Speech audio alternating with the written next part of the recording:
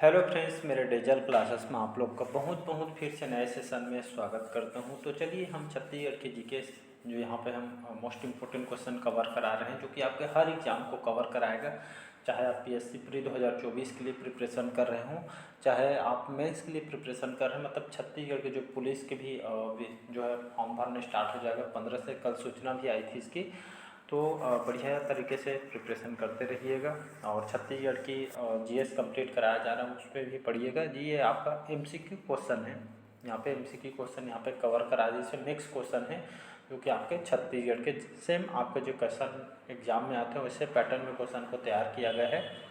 तो आपके सभी एग्जाम को कवर कराएगा, चाहे व्यापक के कोई भी एग्जाम हो, चाहे मतलब छत्तीसगढ़ के कोई भी एग्जाम की प्रिपरेशन कर रहे हैं, सभी एग्जाम को कवर कराएगा। साथ ही साथ पहले बार आए तो चैनल को सब्सक्राइब करके रख लीजिएगा, ताकि जो नोटिफिकेशन है आप तक यहाँ पे पहुँच पाए। कितना क्वेश्चन आपका बनता है लास्ट में कमेंट करके ये भी बताइएगा। चलिए स्टार्ट करते हैं सेशन को। पहला क्वेश्चन देखते हैं यहाँ पे।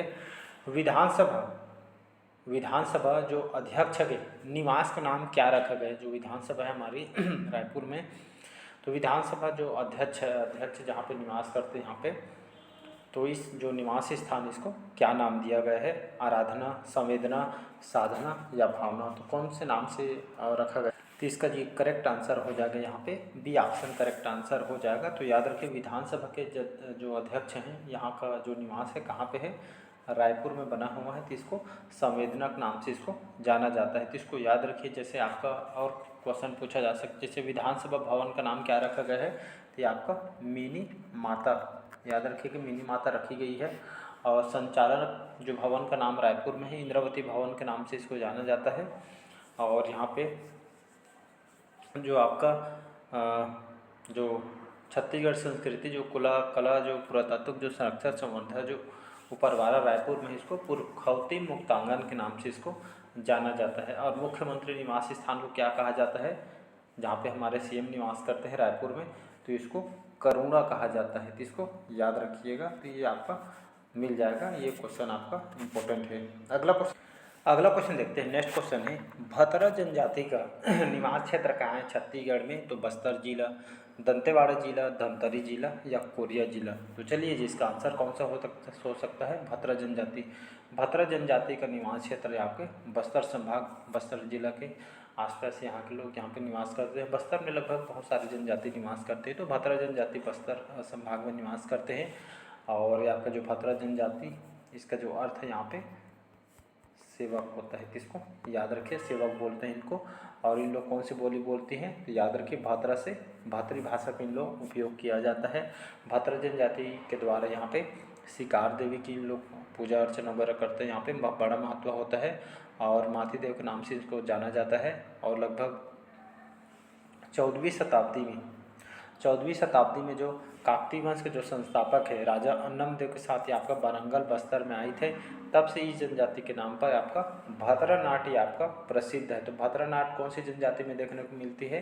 प्रसिद्ध है, तो आपका भतरा जनजाति में देखने को मिलती है। तो इसको याद रखिएगा। नेक्स्ट अगला क्वेश्चन देखते हैं यहाँ पे। छत्तीसगढ़ की सबसे बड़ी रियासत कौन सी है? तो सारंगढ़, बस्तर, रायगढ़ या खैरागढ़? तो इसका जो करेक्ट आंसर हो जाएगा, कौन सा आंसर हो जाएगा जी? छत्तीसगढ़ की सबसे बड़ी रियासत कौन सी? तो इसका जो करेक्ट आंसर हो जाएगा रायगढ़, इसका करेक्ट आंसर हो जाएगा। तो छत्तीसगढ़ की सबसे बड़ी रियासत रायगढ़ रियासत है, तो इसको याद रखिएगा। अगला क्वेश्चन देखते हैं यहाँ पे। बस्तर दशहरा में विजयादशमी के दिन होने वाले कार्यक्रम का नाम क्या है? भीतररैनी, उहाड़ी, मावली परघाव या आपका दशहरा जात्रा? तो इसका जो करेक्ट आंसर हो जाएगा, तो बस्तर दशहरा सभी जानते हैं। बस्तर का दशहरा जो कि बहुत ही प्रसिद्ध है। और बस्तर दशहरा में यहाँ पे भारत में जो कि देखेंगे विश्व भर में आपका प्रसिद्ध है। और ये आपका भारत में जैसे दशहरा रावण के वध के प्रति ये आपका मनाया जाता है, लेकिन बस्तर दशहरा माता दंतेश्वरी देवी के प्रति ये आपका समर्पित है। और ये आपका श्रावण अमावस्या के लगभग अश्विन शुक्ल त्रयोदशी के ये आपका समाप्त होती है। और ये जो है 75 दिन, कितने दिन? 75 दिन तक ये आपका चलता है, जिसमें लगभग 13 दिन तक अलग अलग इसमें रस्म यहाँ पे आयोजन होता है। इसके प्रारंभकर्ता कौन है? तो पुरुषोत्तम देव, याद रखिए इन्होंने इसका प्रारंभ किया था। और ये आपका 75 दिन तक ये आपका कुल अवधि तक चलती है, जिसमें अलग अलग 13 दिन तक ये आपका इसमें रस्म चलती है। जिसमें जो प्रथम कार्यक्रम होती है इसको पाठ यात्रा बोलते हैं। और प्रथम जो रस्म है इसको काचिन गादी बोलते हैं। अंतिम जो रस्म है उसको मौर्य दरबार बोलते हैं। और एक तरह का जो तुबकी जो वाद्य यंत्र है इस बस्तर दशहरा के दौरान यहाँ पर बजाई जाती है, जो कि आपको पीएससी में क्वेश्चन आया हो, इसलिए यहाँ पे इसको मैं बता रहा हूँ। तो एक से दो क्वेश्चन यहाँ से पूछा जाता है, तो इसको आपको याद रखना है। अगला क्वेश्चन देखते हैं यहाँ पे, छत्तीसगढ़ की सबसे छोटी रियासत कौन सी है? तो ये आपका बस्तर, कवर्धा, शक्ति या मकदाई। तो छत्तीसगढ़ की सबसे बड़ी रियासत कौन सी है? ये आपका शक्ति है, याद रखिएगा। सबसे बड़ी रियासत आपका रायगढ़ है और सबसे छोटी जो रियासत आपका शक्ति है। तो दोनों को आपको याद रखना, कहीं से भी एग्जाम में क्वेश्चन आपसे पूछा जा सकता है। नेक्स्ट क्वेश्चन देखते हैं यहाँ पे। अगला क्वेश्चन देखते हैं यहाँ पे, छत्तीसगढ़ राज्य शासन के विमान को किस नाम से पुकारने पर सहमति हुई है? मोरध्वज, हंसराज, जटायु या गरुड़। तो इसका जो करेक्ट आंसर हो जाएगा मोरध्वज, इसका करेक्ट आंसर हो जाएगा। तो छत्तीसगढ़ राज्य शासन के जो विमान को किस नाम से पुकारने पे सहमति हुई या किस नाम से इसको जाना जाएगा? तो इसको मोरध्वज के नाम से इसको जाना जाएगा। तो ये एग्जाम में क्वेश्चन कहीं से भी आ सकते हैं, तो इसको याद रखिए। अगला क्वेश्चन देखते हैं, एकलव्य विद्यालय योजना कब से प्रारंभ किया गया है? वर्ष 2008 से, 2004 से, 2006 से या 2000 से। तो इसका जो करेक्ट आंसर हो जाएगा वर्ष 2006 से एकलव्य विद्यालय योजना को प्रारंभ किया है। इसके तहत यहाँ पे जो है जो गरीब बच्चों के लोग या आपका एक तरह के लोग एकलव्य विद्यालय योजना के तहत इनको जो है अच्छे एजुकेशन दिया जाता है। गरीब फैमिली के बच्चों के लिए एकलव्य विद्यालय योजना बच्चों के स्टडी के लिए इसको लाई गई है। इसको सन 2006 में इसको प्रारंभ किया गया है छत्तीसगढ़ सरकार के द्वारा, तो इसको याद रखना है। अगला क्वेश्चन देखते हैं यहाँ पे, मुख्यमंत्री मितान योजना कब से प्रारंभ की गई है? 1 मई 2022 से, 1 अप्रैल 2022 से, 1 मार्च 2022 से या 1 जनवरी 2022 से। तो मुख्यमंत्री मितान योजना कब से प्रारंभ? तो याद रखिएगा 1 मई सन 2022 को मुख्यमंत्री मितान योजना 1 मई 2022 को इसको स्टार्ट किया गया है। तो आपके लोगों के हेल्प के लिए योजना को लाई गई है, तो इसको याद रखना है। ए ऑप्शन यहाँ पे करेक्ट आंसर हो जाएगा। अगला और इम्पोर्टेंट क्वेश्चन है, छत्तीसगढ़ का सबसे बड़ा जलप्रपात कौन सा है? रानीदा, घूमड़, तांबड़ा घूमड़, चित्रकोट या तीरथगढ़। तो इसका जो करेक्ट आंसर हो जाएगा यहाँ पे, इसका करेक्ट आंसर हो जाएगा चित्रकोट। बहुत सारे एग्जाम में क्वेश्चन पूछा गया है, तो इसलिए बहुत इंपॉर्टेंट है। तो छत्तीसगढ़ के सबसे बड़े जलप्रपात है आपका चित्रकूट जलप्रपात है, वाटरफॉल है। तो चित्रकूट जलप्रपात के बारे में ये बात करूं तो सबसे पहले ये आपके कौन से संभाग में स्थित है? याद रखिए बस्तर में स्थित है। ये आपके कौन से नदी पे बना हुआ है? तो याद रखिए इंद्रावती नदी पे आपका स्थित है।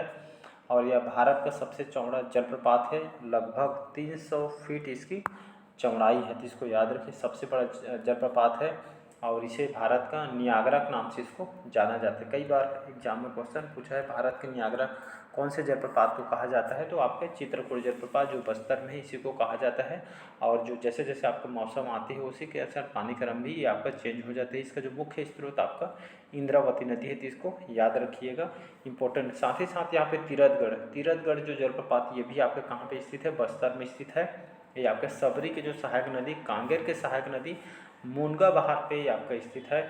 और छत्तीसगढ़ का सबसे ऊंचा जलप्रपात, याद रखिए छत्तीसगढ़ का सबसे ऊंचा जलप्रपात कौन सा है? तो आपका तीरथगढ़ है, बस्तर में स्थित है। लगभग 300 फीट इसकी ऊंचाई है और कई खंडों में आपका प्रवाहित भी होती है। यहाँ पे ये जैसे रानीदा जो घूमड़ है, रानीदा जो घूमड़ जो जलप्रपात है, तो रानीदा जलप्रपात ये आपका कहाँ पे है? ये आपका जसपुर में है। तो इसको याद रखना है आपका, कहीं से भी क्वेश्चन आपसे। यहाँ पे जो तांबड़ा घूमड़ करके भी जो जलप्रपात है यहाँ पे देख सकते हैं, यहाँ पे ये आपका बस्तर में है। ये जलप्रपात बस्तर के विंध्य घाटी में स्थित है, तो इसको याद रखिएगा। अगला क्वेश्चन देखते हैं यहाँ पे छत्तीसगढ़ में विधायक विश्राम गृह का नवीन नाम शासन ने क्या रखी गई है? संगवारी, सेवक धाम, पहुना या प्रतिनिधि।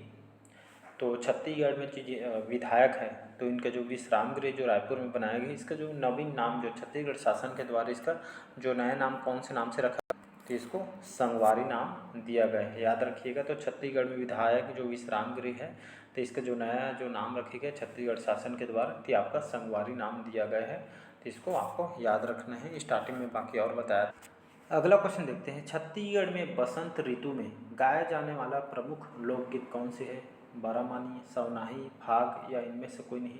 तो इसका जो करेक्ट आंसर हो जाएगा यहाँ पे फाग गीत इसका करेक्ट आंसर हो जाएगा। तो ये आपका बसंत ऋतु में गाया जाने वाला जो प्रमुख गीत है आपका फाग गीत है। तो जो फाग गीत है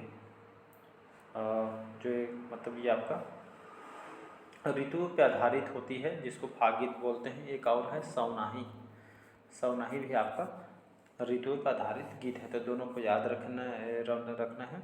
ये आपका बी और ये सी दोनों आपका ऋतु पे बसंत ऋतु में ये आपका गाया मतलब ऋतु पे आधारित गीत है। बहुत सारे और गीत होते हैं जैसे रात नाचा, सुबह गीत, ये बहुत सारे नृत्य होते हैं तो इसको याद रखें। अगला क्वेश्चन देखते हैं यहाँ पे, नगेशिया जनजाति छत्तीसगढ़ की किस जिले में प्रमुखतया निवास करती है? रायगढ़, सरगुजा, बिलासपुर, जांजगीर चांपा या राजनांदगांव में?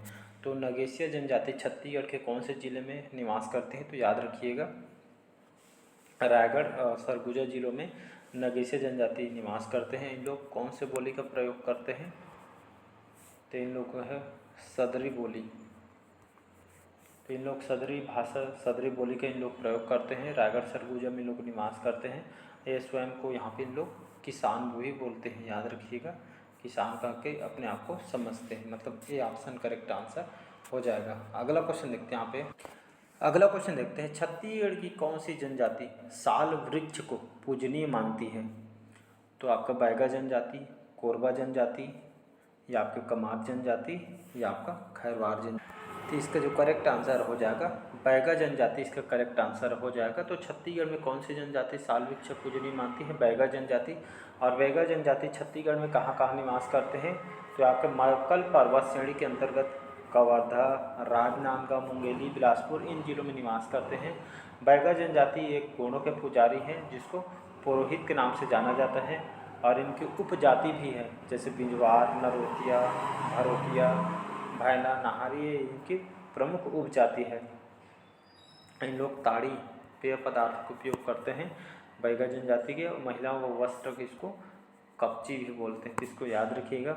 इन लोगों का जो प्रमुख नृत्य है कर्मा, बिल्मा, सैला, ये जो नृत्य है आपके बैगा जनजाति में किया जाता है। बूढ़ा देव याद रखिए, जो इनके जो प्रमुख देवता है बैगा जनजाति के, जिसको देवता को बूढ़ा देव बोलते हैं और जो कि आपका साल वृक्ष में निवास करते हैं। इनको भगवान जो है इसलिए जो है इस जनजाति में साल वृक्ष को बहुत ही महत्व रखता है, पूजनीय मानते हैं, तो इसको याद रखिएगा। तो बिल्मा, सैला, कर्मा ये जो नृत्य है आपके बैगा जनजाति में किया जाता है। और सर्वाधिक गोदना प्रिय जनजाति आपका बैगा जनजाति है, जिन लोग झेला गोदना यानी उन लोग गोदवाते हैं। इनके ऊपर पुस्तक भी लिखी गई है द बैगास करके, वेरियर एल्विन के द्वारा। एक और है द ट्राइबल इकोनॉमी, तो दयाशंकर नाग के द्वारा इसको लिखी गई है। तो इसको आपको याद रखना है। यहाँ से बहुत सारे क्वेश्चन आपके बन है, एक बार में जैसे क्लियर नहीं हो पाता है तो इसको बढ़िया रिवाइज कीजिएगा। अगला क्वेश्चन देखते हैं, खुमान राव का संबंध किस क्षेत्र से है? संगीत, गायन, नृत्य या चित्रकला? तो इसका जो करेक्ट आंसर जो हो जाएगा यहाँ पे बी ऑप्शन बोलता हूँ, ए ऑप्शन करेक्ट आंसर हो जाएगा ये आपका। तो खुमान राव का संबंध यहाँ पे जाने माने हमारे छत्तीसगढ़ के गायक हैं। तो इनका क्षेत्र कौन से क्षेत्र से जुड़े हुए? तो गायन से संबंध। अगला क्वेश्चन है, छत्तीसगढ़ में अभ्रक सबसे अधिक कौन से जिले में पाया जाता है? तो अभ्रक सबसे ज़्यादा हमारे छत्तीसगढ़ में कौन से जिले में पाया जाता है जी? अभ्रक की बात कर रहे हैं यहाँ पे। जो खनिज है रायगढ़, बस्तर, रायपुर या दुर्ग में? तो इसका जो करेक्ट आंसर हो जाएगा बस्तर इसका करेक्ट आंसर हो जाएगा। तो याद रखिए जो अभ्रक जो खनिज है हमारे छत्तीसगढ़ में, एक तो बस्तर हो गया पहला, दूसरा आपका सुकमा और बस्तर में सबसे ज़्यादा अभ्रक यहाँ पे पाया जाता है। कोयला के लिए कौन कौन से? तो कोरबा, रायगढ़, कोरिया, सूरजपुर, बलरामपुर, सरगुजा, इसलिए कोयला सबसे ज़्यादा यहाँ पे पाया जाता है। लौह अयस्क के लिए दंतेवाड़ा और नारायणपुर ये जो है यहाँ पे सबसे ज़्यादा यहाँ पे लौह अयस्क पाया जाता है। और आपका बॉक्साइट में कवर्धा, सरगुजा इनमें सबसे ज़्यादा यहाँ पे पाई जाती हैं। डोलोमाइट बिलासपुर, जांजगीर चांपा, बलौदाबाजार में डोलोमाइट पाई जाती है चूना पत्थर के लिए। बलौदाबाजार बहुत फेमस है, साथ ही साथ रायपुर में भी बहुत सारा चूना पत्थर मिलता है। तो यहाँ से क्वेश्चन आपसे पूछे जा सकते हैं। तो ये थे आज के इम्पोर्टेंट क्वेश्चन जो आपको अच्छा लगे, आई थिंक अच्छा लगा होगा क्वेश्चन। और एक बार में जैसे क्लियर नहीं हो पाता है तो इसको बढ़िया रिवाइज़ कीजिएगा, तो आपको डेफिनेटली समझ आ जाएगा। तो चलिए मिलते हैं अगले पार्ट में। सभी एग्जाम के लिए इंपॉर्टेंट है, आप चाहे कोई भी एग्जाम का आप प्रिपरेशन कर रहे होंगे, जब बुक वगैरह पढ़ रहे होंगे तो साथ ही साथ मॉक टेस्ट लगाते चलिएगा। जितना ज़्यादा आप MCQ क्वेश्चन करेंगे उतना ज़्यादा आपके लिए बेनिफिट है, इसलिए बार बार बोला जाता है ज़्यादा से ज़्यादा मॉक टेस्ट से ज़्यादा MCQ क्वेश्चन अटेंड कीजिएगा। तो बाकी आप समझदार हो। चलिए मिलते हैं अगले पार्ट में। आज का सेशन हम यहीं तक रखते हैं। Thank you.